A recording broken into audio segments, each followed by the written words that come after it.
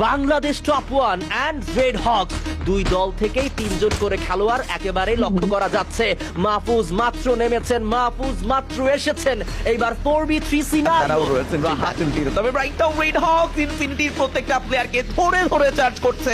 ব্লেডের এন্ট্রিতেই আরো একটা কনফার্মেশন যুক্ত হবে টিমটির খাতায়। তবে সেকশনের পাশাপাশি আমরা শান্ডাকে দেখবো। ও ওকে infinity another charge and red hawks পুরো দমেই যেন এন্ট্রি নিয়েছে সেকেন্ড ফ্লোরে।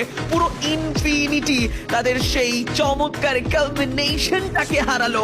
and goodbye infinity in #9 such a bad luck but I did just think about it এই মুহূর্তে আসলে রেড হকস যে ফর্মে আছে সেভাবে যদি চলমান থাকে তবে প্রথম ম্যাচে যে অ্যামাউন্ট তারা গ্র্যাব করবে সেটা আমার মনে হয় অনেক বেশি ডিফারেন্স ক্রিয়েট করবে সেকেন্ড পজিশনে হোল্ড করা টিমটার সাথে।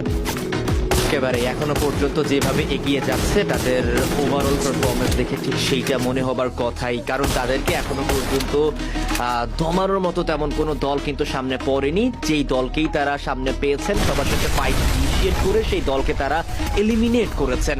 ইতিমধ্যে আমরা টিম ইরোর ইউনিট তাদেরকে দেখতে পাচ্ছি সামনে একেবারে হায়ার গ্রাউন্ডে রয়েছে কিছু প্লেয়ার টিম ইরোর ইউনিটের, এবং তারা ওই জায়গাটি থেকে আক্রমণ করার চেষ্টা করবেন টিম রেড হকসের প্লেয়ারদের উপরে।